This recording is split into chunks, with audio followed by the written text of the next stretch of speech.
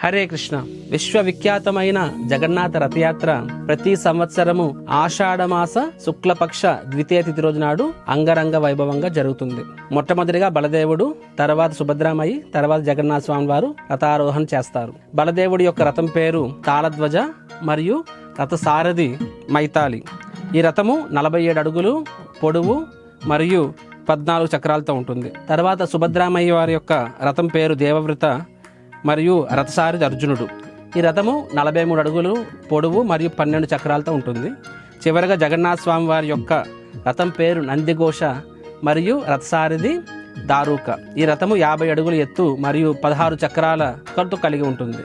శ్రీ మందిరం నుంచి గుండీచా మందిరం వరకు 3.5 కిలోమీటర్ల పొడవు మరియు 400 మీటర్ల వెడల్పుతో ఈ రథయాత్ర అత్యంత వైభవంగా జరుగుతుంది. అయితే ఈ రథయాత్ర ఏ భావంలో చేయాలి మరియు ఎలా చేయాలన్నది నెక్స్ట్ వీడియోలో చూస్తాం. జై జగన్నాథ్.